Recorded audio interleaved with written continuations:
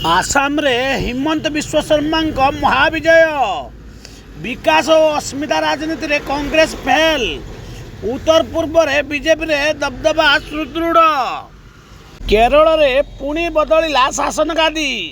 कांग्रेस महामेंट को सर्वश्रेष्ठ प्रदर्शन। बाम मेंट हैट्रिक स्वप्न भांगिला। तमिलनाडु मुख्यमंत्री स्टालिन को हराइले बीएस बाबू। तमिलनाडु राजनीति रे गुप्त सूत्र भेद कले विजय थालापति विजय जे कि अभिनेतारू राजनेता रे रूपांतरित होइचंती।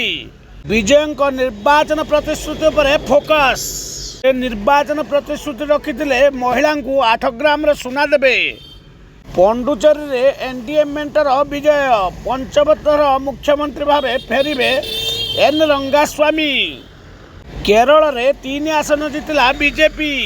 तमिलनाडु रे डीएमके और आईएडीएमके को हराइले चेन्नई रो ऑटो ड्राइवर। तमिलनाडु राजनीतिर गुप्त सूत्र को भेद कले थालापति विजय। ये सब विषय आलोचना करवा चैनल को सब्सक्राइब करंतु, लाइक करंतु, कमेंट करंतु, नुआ आसले बेल आइकन टी को बजाई दियंतु।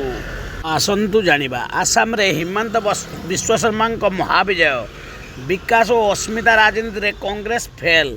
उत्तर पूर्व रे बीजेपी रे दबदबा सुदृढ़। आसाम विधानसभा निर्वाचन फलाफल हेमंत विश्व शर्मा को पुणी थे उत्तर पूर्व चाणक्य भाव प्रमाणित करिছে। बीजेपी नेतृत्वाधीन एनडीए 102 आसन ले विजयी कराई शर्मा केवल तृतीय पाली शासन गादी सुरक्षित करना बरं राज्यर राजनैतिक रूपरेख को संपूर्ण बदलाई देइछन्ति। यही विजय द्रुत भित्तिभूमि विकास और प्रमुख सांस्कृतिक आदर्शर एक मिश्रण बोली कहा जाउछि। विरोधी दल आंचलिक मेंट जरिया बीजेपी को घेरिबा को चेष्टा करथिले मध्य साधारण हिंदू और स्थानीय भोटरों को एकजुट करिबारे शर्मा सफल होइछन्ति। केरल रे पुणी बदलिला शासन गादी। कांग्रेस मेंटर सर्वश्रेष्ठ प्रदर्शन।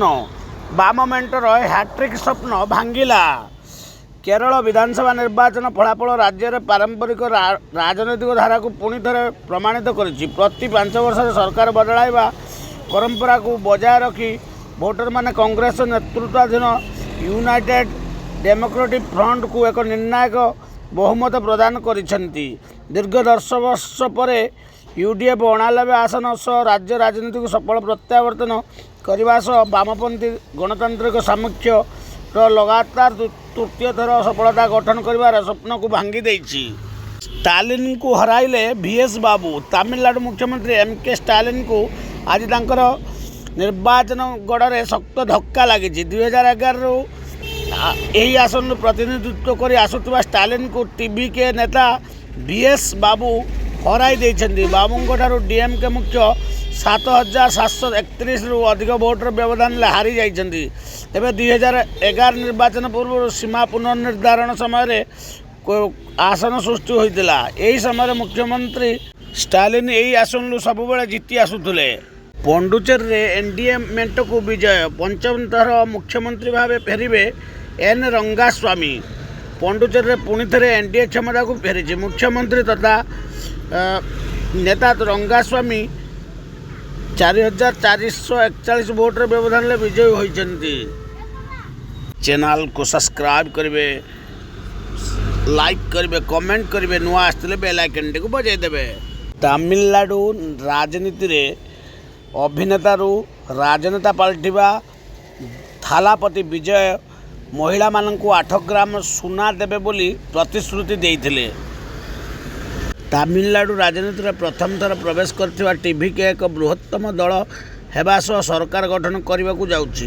प्रथम निर्वाचन एंट्री रे एक बड़ सफलता हासिल करथिबा विजयर टीवी के निर्वाचन प्रतिश्रुति पर समस्त नजर। विजय तांको निर्वाचन प्रतिश्रुति रे महिला विवाह पई 8 ग्राम सुना देबे बोली घोषणा करथिले। से आर्थिक दुर्बल श्रेणीर महिला पई एक उत्तम मानर साड़ी सह सुना देबे बोली घोषणा करथिले। तमिलनाडु राजनीतिर गुप्त सूत्र को भेद कले विजय। चैनल को सब्सक्राइब करेंगे, लाइक करेंगे, नुआ आसले बेल आइकन को बजाई देवे। जय जगन्नाथ। ଜୟ ଜୟ ଜଗନ୍ନାଥ।